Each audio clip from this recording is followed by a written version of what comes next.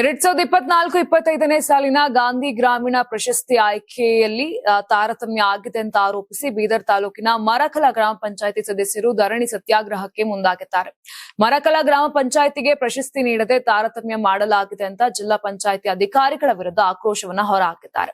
ಗ್ರಾಮ ಪಂಚಾಯಿತಿ ಸದಸ್ಯರಿಗೆ ಸ್ಥಳೀಯ ಜನರು ಕೂಡ ಬೆಂಬಲವನ್ನ ವ್ಯಕ್ತಪಡಿಸಿದ್ದಾರೆ. ತಕ್ಷಣವೇ ಮರುಪರಿಶೀಲಿಸಿ ಮರಕಲ ಗ್ರಾಮ ಪಂಚಾಯಿತಿಗೆ ಗಾಂಧಿ ಪುರಸ್ಕಾರ ಕೊಡಬೇಕೆಂದು ಆಗ್ರಹಿಸಿದ್ದಾರೆ. ಇಲ್ಲದಿದ್ದರೆ ಮುಂದಿನ ದಿನಗಳಲ್ಲಿ ಉಗ್ರ ಹೋರಾಟ ಮಾಡುವುದಾಗಿ ವಾರ್ನ್ ಕೂಡ ಮಾಡಿದ್ದಾರೆ.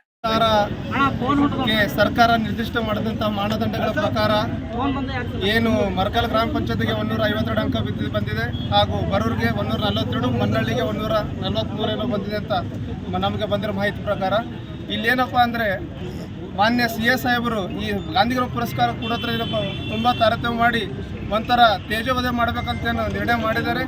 ಮಾನ್ಯ ಜಿಲ್ಲಾಧಿಕಾರಿಗಳು ಆದಷ್ಟು ಬೇಗ ಸಮಸ್ಯೆ ಬಗೆಹರಿಸುವಲ್ಲಿ ಮಧ್ಯಸ್ಥಿಕೆ ವಹಿಸಿಕೊಂಡು ಪ್ರಾಮಾಣಿಕ ಪ್ರಯತ್ನ ಮಾಡಬೇಕು. ಇಲ್ಲವಾದಲ್ಲಿ ಮುಂದಿನ ದಿನಗಳಲ್ಲಿ ಅಖಿಲ ಕರ್ನಾಟಕ ವಿಶ್ವಕರ್ಮ ಮಹಾಸಭೆ ಅಂದರೆ ಮರಕಲ ಗ್ರಾಮ ಪಂಚಾಯತ್ ಸದಸ್ಯರ ಜೊತೆಗೂಡಿ ರಸ್ತಾ ರೋಕ ಚಳವಳಿ ಮಾಡ್ತೀವಿ ಅಂತ ತಮ್ಮ ಮಾಧ್ಯಮ ಮುಖಾಂತರ ಕೇಳ್ಕೊಂಡು ಪ್ರಶಾಂತ್ ವಿಶ್ವಕರ್ಮ ಅಂತ ಅಖಿಲ ಕರ್ನಾಟಕ ವಿಶ್ವಕರ್ಮ ಮಹಾಸಭೆ ಜಿಲ್ಲೆಯ ಘಟಕ ಅಧ್ಯಕ್ಷ.